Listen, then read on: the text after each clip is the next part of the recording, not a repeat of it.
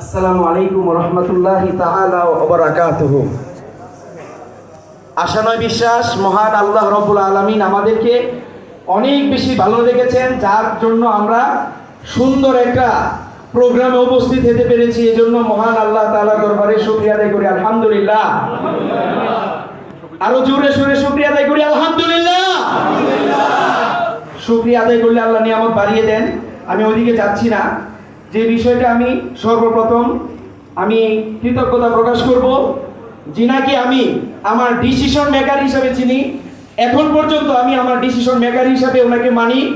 তিনি আর কেউ নয়, সোনালীতে যিনি আমাকে স্পন্সর করেছেন, আমার স্পন্সর আপলাইন জনাব মোহাম্মদ রাসেল মিয়া স্যারকে কৃতজ্ঞতা প্রকাশ করছি। স্যার যদি আমাদেরকে স্টেজে না আনতেন, আমাকে যদি সোনালীতে ইনভাইট না করতেন, তাহলে হয়তোবা আপনাদের সামনে আজকে দাঁড়িয়ে কথা বলা এবং মাসে 1 লাখ টাকা ইনকামের স্বপ্ন দেখা, এটা আমার দ্বারা অন্তত পসিবল ছিল না। এজন্য আমি এই স্যারের সাথে একটু বুক মেলাবো, এটা আমার হচ্ছে পছন্দের বিষয়। স্যার আমাকে সোনালীতে ইনভাইট করেছে। আসলে আমি সোনালীর প্ল্যান আগেও দেখেছি, কিন্তু সিদ্ধান্ত নেই নাই, কারণ আমার মন মতো হয় নাই। স্যার আমাকে এমন ভাবে প্ল্যান দেখিয়েছেন, এক কথায় ডিসিশন মেকার, আমাকে ডিসিশন নেওয়াইছে, যার কারণে আপনারা সবাই জানেন হুজুরদের ইনকাম স্বল্প। কথা ঠিক না ঠিক? হুজুরদের ইনকাম স্বপ্ন এরকম তত বেশি বড় থাকে না। 2 নম্বরে আমি কৃতজ্ঞতা প্রকাশ করব রাসেল স্যারের পরে, যিনি আমাকে সবচেয়ে বেশি সোনালীতে এরকম টেক কেয়ার করছে, আমার গেস্টদেরকে আমার টিম কিভাবে ভালো হয়, তিনি আর কেউ নয়, উনি আমার খুব শ্রদ্ধাভাজন একজন ব্যক্তি, মিস্টার তাজুল ইসলামের জন্য একটা তাড়াতাড়ি যাচ্ছি সবার কাছে। স্যারকে আমি অনুরোধ করব, স্যার যদি স্টেজে থেকে থাকে, স্যার মেহেরবানি করে আমার সাথে বুকটা মিলানোর জন্য একটু স্টেজে আসবেন। এটা হচ্ছে আমার একটা আবেগ, আমরা সবাই স্যারের জন্য একটা বিশাল চাচ্ছি। স্যার আমার টিমকে এত পরিমাণ সাপোর্ট দিয়েছে, আমাকে এত পরিমাণ শাসন করেছে, এত পরিমাণ আমাকে করেছে, স্যারের জন্য আজকে আমি এই প্ল্যাটফর্মে আসছি।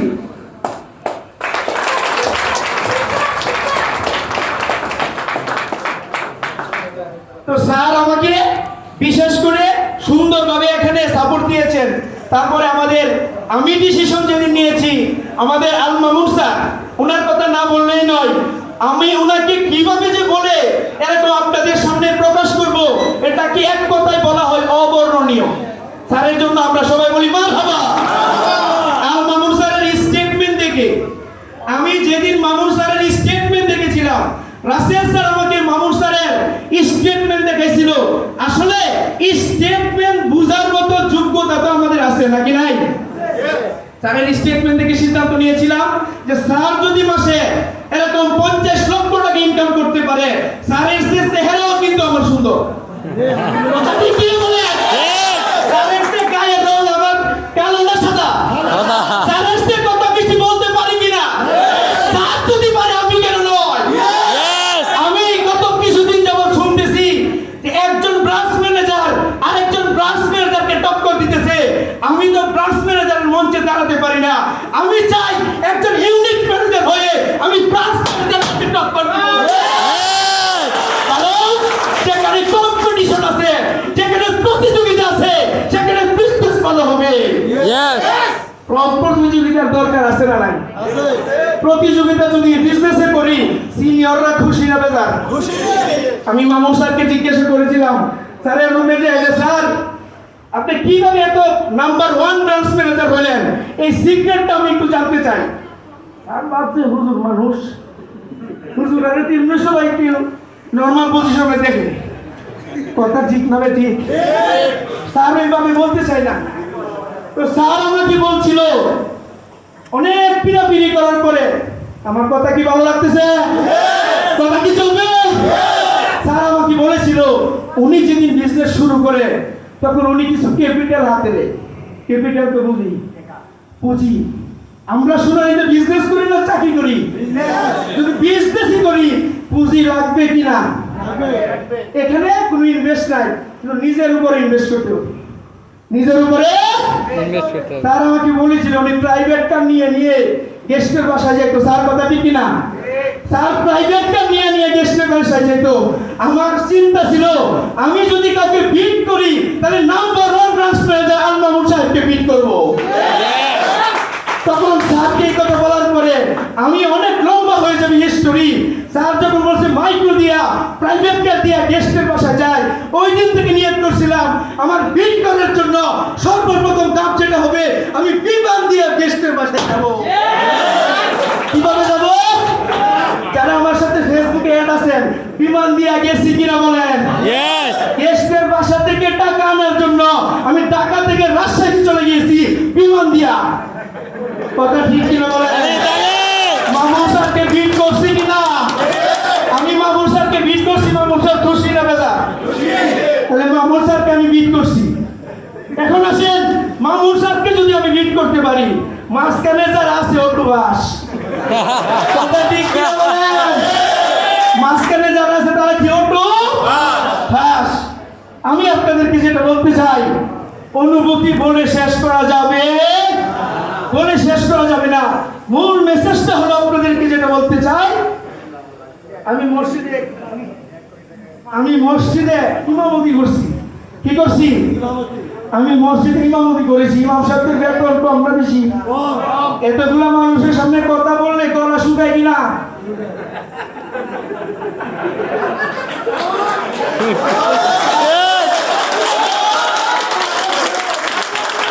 এত মানুষের সামনে কথা বললে গলা শুকানো স্বাভাবিক, তবে ঠিক না? আপনি আয়া দিয়ে কেমন লাগে? আমি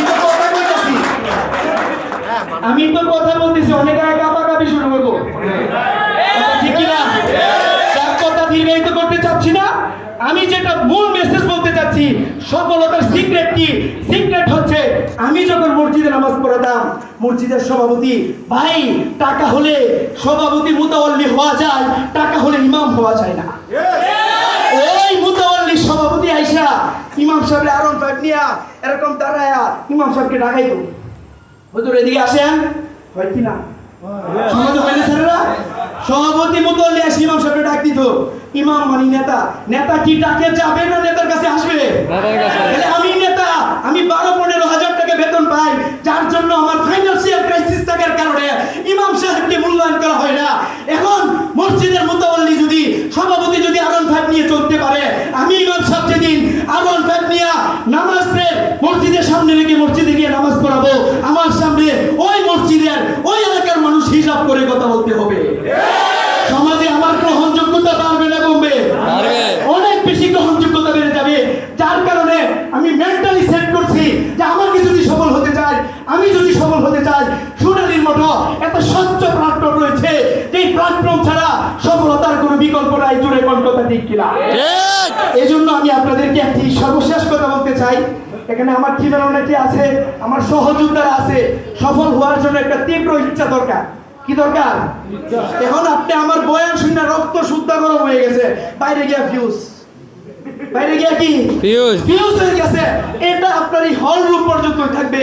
আজকে আপনার রক্ত যেমন গরম হয়েছে, এটা যদি 2027 সাল পর্যন্ত থাকে, তাহলে এই স্টেজ আপনার পদতলিতে দণ্ড হবে। কথা ঠিক কিনা বলেন? ভালো থাকেন, সুস্থ থাকেন, আবার দেখা হবে সফলতার মঞ্চে। ধন্যবাদ সবাইকে। আসসালামু আলাইকুম।